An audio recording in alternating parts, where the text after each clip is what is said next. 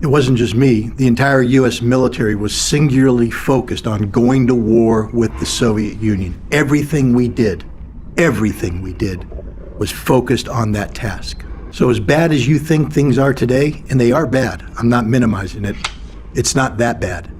America is not spending every single day training to go to war with Russia. That's a good thing.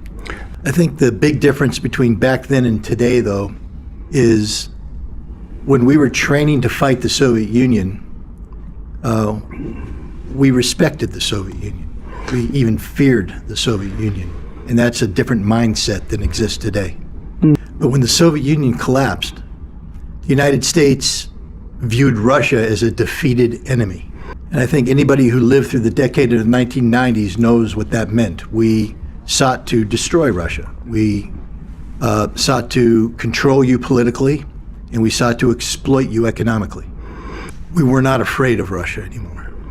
Now, when Boris Yeltsin stepped aside and Vladimir Putin took over, that changed the dynamic somewhat.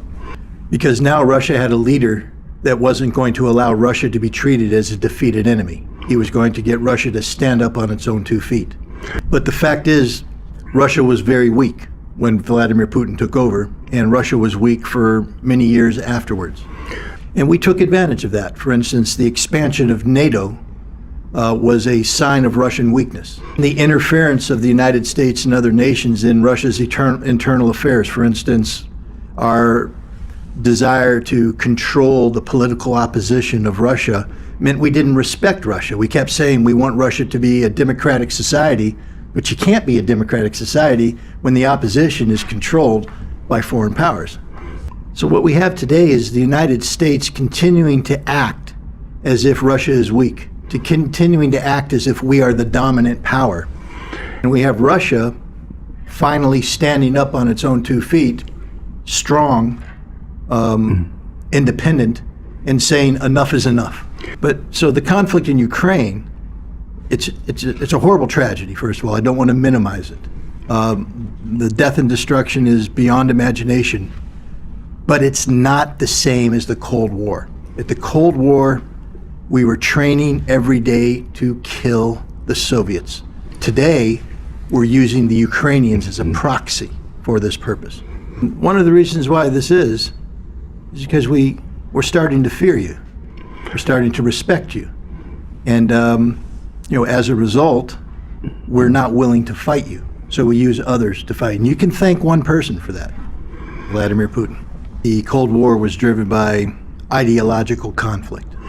But you need to understand, when the Cold War started, the Soviet Union was a very strong power. We didn't control them, we confronted them. There's a difference between that scenario and what exists today regarding Russia. When the Soviet Union collapsed, the decision makers in Washington, D.C. decided that they could never let Russia rise up to replicate the power of the Soviet Union ever again. If you look at the decade of the 90s, America was seeking to destroy Russia. America sought to destroy Russia economically. I don't know the exact numbers, but over $20 trillion worth of Russian wealth were taken out of the country by this capitalism that people talk about. And we sought to control Russia politically. We owned your president. President Yeltsin was owned by the United States. The proof, the 1996 election, we bought it for him. If you look at the experts today in the United States, Michael McFaul, for instance, a name that should be well known to Russians, the former ambassador, Fiona Hill, and others. These are people who came into intellectual prominence during the 1990s. People like myself, Roland LaJoy, who was my general when I was doing inspections, and all the other officers that were there, we studied the Soviet Union. I've told you we were your enemy. But we studied you because we believed that you have to know your enemy. You have to understand your enemy. Michael McFaul and Fiona Hill don't study Russia. They don't want to know Russia. Their whole approach was how to dominate Russia, how to exploit Russia, and there's a difference. So when Vladimir Putin stood Russia up on its feet, what happened wasn't an ideological conflict. There was resentment. There was anger. There was frustration. that we had Russia where we wanted them for 10 years in the 1990s, and suddenly Russia has slipped away.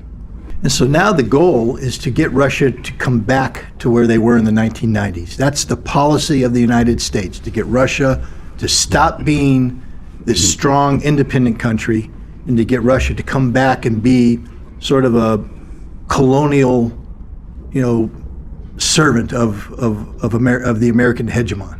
And the United States has viewed the expansion of NATO, in particular the expansion of NATO into Ukraine and Georgia, as a key element of weakening Russia, to create a weak Russia that we can then tear them down and take control of. And so that's where we are today. Is the United States behind what Ukraine is doing? Absolutely. Our goal is the strategic defeat of Russia. Our control of Ukraine is absolute. Understand this. If the United States stopped supporting Ukraine today, the war would end tomorrow. The question, was the United States behind the drone attack on the Kremlin? We may not have ordered it, but we facilitated it. We made it happen because of our support of the Ukrainian government. I've returned to Russia.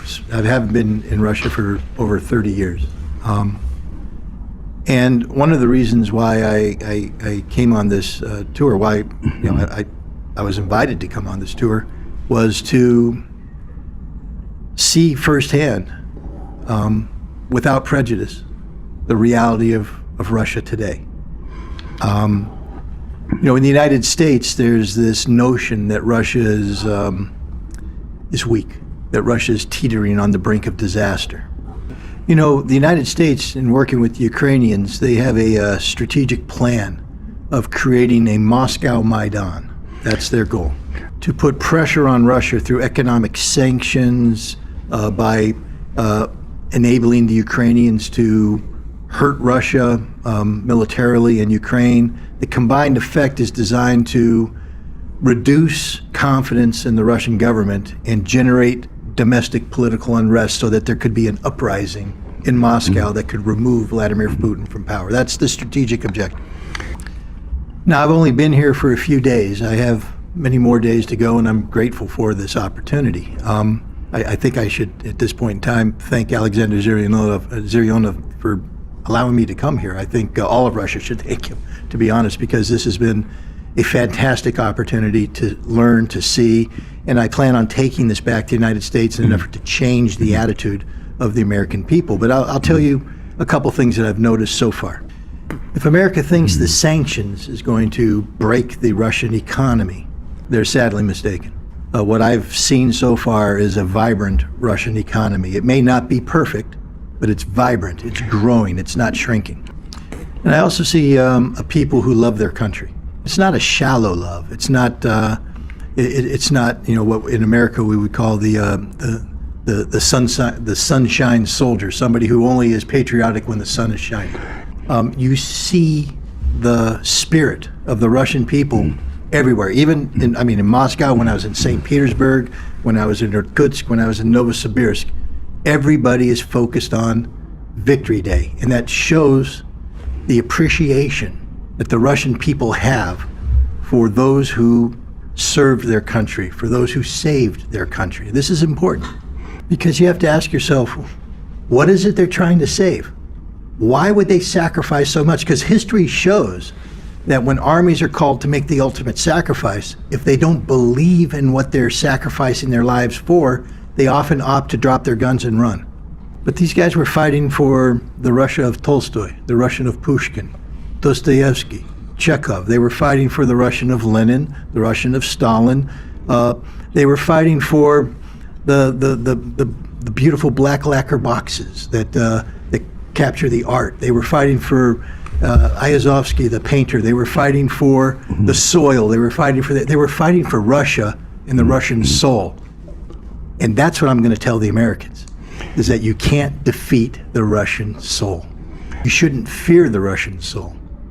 You should want to be friends with the Russian soul.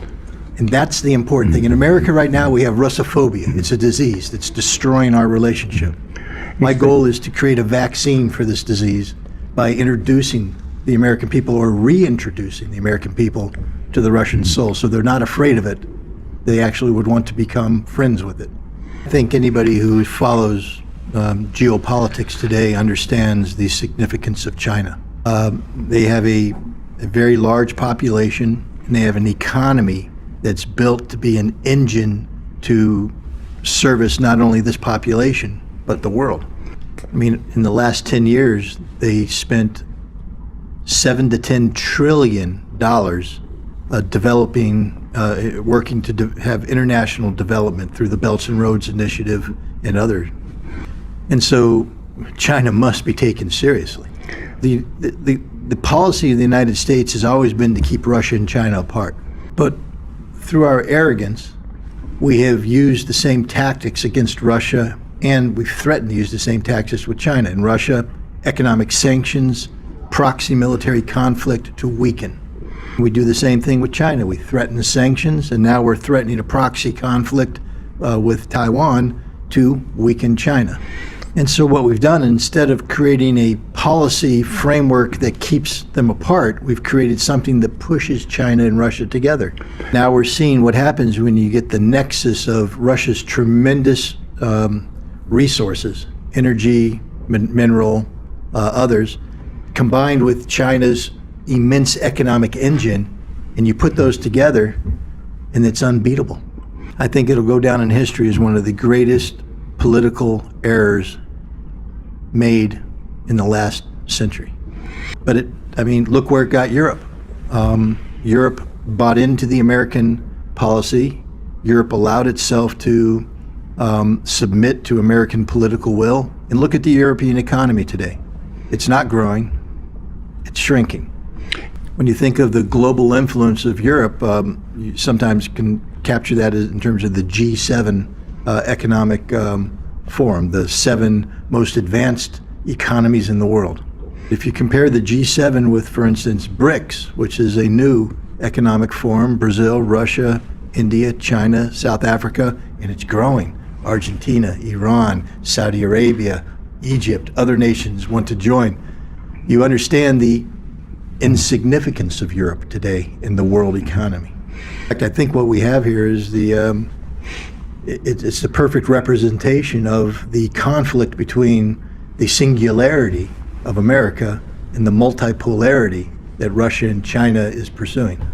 And any hope that the United States had of retaining its status as the world hegemon, I think, ends when Russia and China come together in an economy and then attract the rest of the world to join them.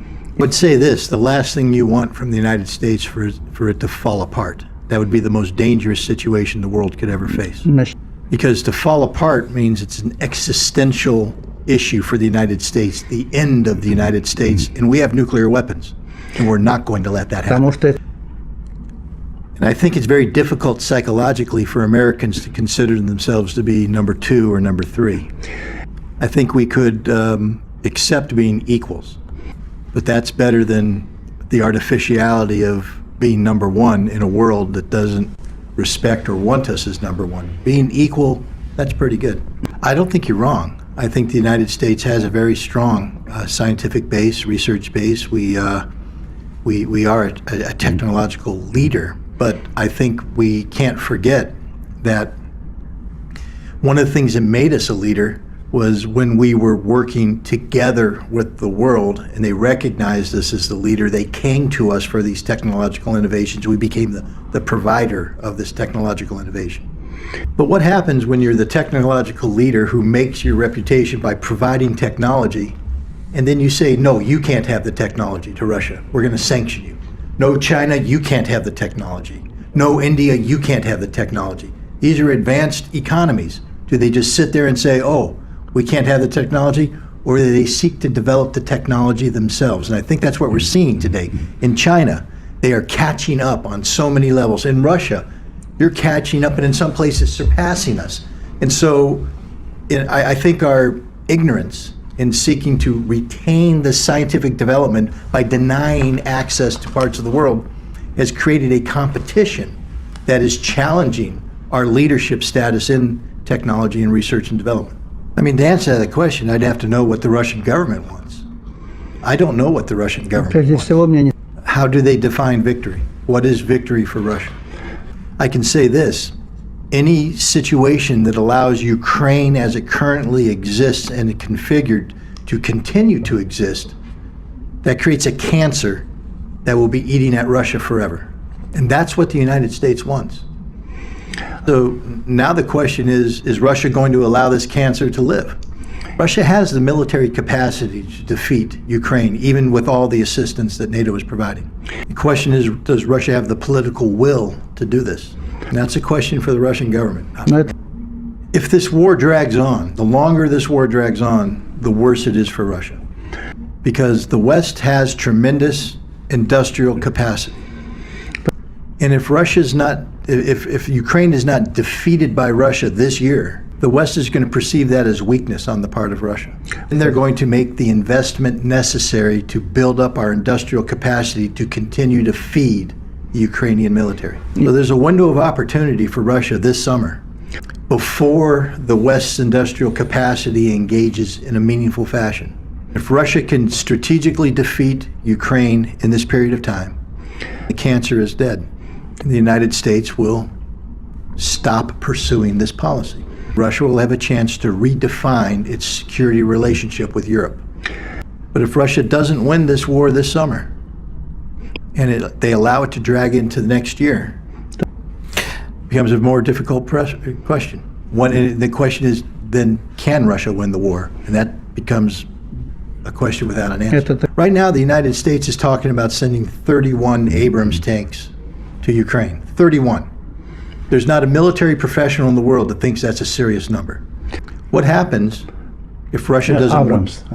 If Russia doesn't win this war, and next year America sends 300 tanks? What happens if they decide to send F-16 fighters? The game changes. So yes, I think if Russia doesn't win this war, America is going to double down. We're going to send more and more and more because we'll smell weakness. And when we smell weakness, we're going to go in for the kill. We don't care about the Ukrainian people. We don't care about Ukraine. We're willing to let them lose as many soldiers as they want to lose because all we care about is the strategic defeat of Russia. I don't think the United States will ever send its soldiers to Ukraine because Russia has nuclear weapons. That's a totally different question. It's easy for us to have Ukrainians kill Russians. There's no risk to us. But to put American troops on the ground in Ukraine to fight Russian troops, that's an invitation for a disaster, a nuclear disaster. No. Right, but let's ask this fundamental question. If Russia loses Ukraine, if Ukraine goes over to the West, that's an existential threat to Russia. But if the United States loses Ukraine, it's no big deal. We spent 20 years in Afghanistan. And like that, we left. If Russia decides to win this war in Ukraine, like that, we'll leave.